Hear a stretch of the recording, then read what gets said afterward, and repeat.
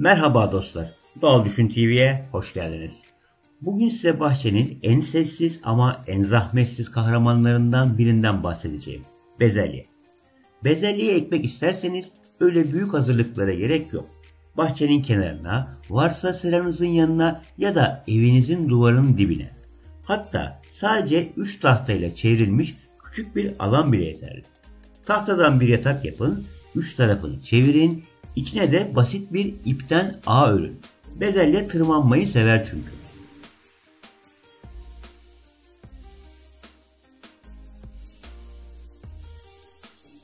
İsterseniz bahçeye doğrudan da ekebilirsiniz. Hatta balkonunuzda genişçe bir saksınız varsa orada bile yetişir. Toprağı hazırlarken fazla kasmaya gerek yok ama yine de biraz ilgi ister. Yatak içine bahçe toprağı koyun, biraz kum katın, biraz da fermente olmuş hayvan gübresi ekleyin. Toprak yumuşak olmalı. Sebze kökünü derinlere göndermek ister çünkü. Derinlere gittikçe daha güçlü olur. Ama burada bir püf noktası var. Eğer sürekli sulayıp toprağın üstünü hep ıslak tutarsanız bezelye suyu yukarıda bulur ve kök derine inmez. Tembelleşir. O yüzden sık sık sulamayın. Ben su dengesini tutturamam diyorsanız bir çözümümüz var. Malçlama. Toprağın üstüne biraz kuru otla, samanla örtün. Hem toprağı serin tutuyor, hem nemi koruyor, hem de rüzgarla kurumasını önlüyor. Bezelyeyi ne zaman ekmeli diye soracak olursanız cevabı basit. Toprak ısındıysa bezelye hazırdır. Ama çok sıcak olmamalı. Bezelye serin havayı sever. O yüzden ilkbaharda genelde Mart-Nisan aylarında ekilir. Bazı bölgelerde Şubat sonu bile uygundur. Kışın çok sert geçmediği yerlerde sonbaharda da ekilebilir. Ama en ideal dönem soğukların biraz kırıldığı ilkbahar başıdır. Tohumları doğrudan toprağa ekebilirsiniz. Fidelenmeye pek ihtiyaç duymaz. Burada da minik bir püf noktası var. Tohumları ekmeden önce bir gece suda bekletin. Böylece tohum daha hızlı çimlenir.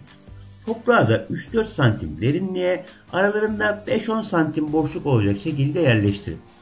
Yanına bir çubuk veya bir ağ gererseniz o zaten yolunu bulur. Bezelye çok su isteyen bir bitki değildir. Ama toprağı da tamamen kurumamalı. Özellikle çiçek açtığı ve meyveye döndüğü dönemde susuz kalırsa verim düşer. Bu dönemde toprağı parmağınızla kontrol edin. Hafif nemli ise sorun yok. Aşırı sulamaktan ise mutlaka kaçının. Bezelye dost canlısı bir bitkidir. Aynı alanda havuç, turp, marul gibi sebzelerle yan yana mutlu. Ama soğan ve sarımsakla arası pek iyi değildir. O yüzden bezelyeyi soğan ailesinden biraz uzakta tutmakta fayda var. Ve en keyifli an, hasat zamanı. Bezelye çiçeklendikten yaklaşık 2-3 hafta sonra ürün vermeye başlar. Genellikle ekimden 60 ila 70 gün sonra ilk hasat yapılabilir. Baklalar dolgunlaştığında ama henüz sertleşmeden toplanmalı. Baklayı kopartırken dikkat edin. Bitkinin dallarını zedelememeye çalışın. Düzenli hasat ederseniz bitki daha uzun süre ürün verir. Bazı bezelye türleri sadece taze olarak tüketilirken bazıları kabuklarıyla birlikte yenebilir. Özellikle sakız bezelyesi gibi çeşitlerde kabuk da tatlı ve yumuşaktır. Bezelye yapraklarının üzerinde bazen incecik kıvrımlı çizgiler görürsünüz. Hani yaprağın içinde bir şey dolaşıyormuş gibi. İşte bu yaprak galeri sineklerinin işi. Küçük bir böcek yaprağın içine girip orada galeriler açar.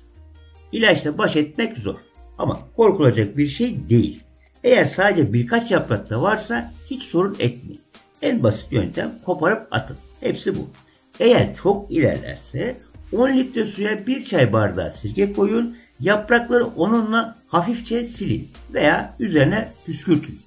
Öldürmez ama sirkenin kokusu böcekleri rahatsız eder ve hareketlerini yavaşlatır. Görüntülerde de görüyorsunuz.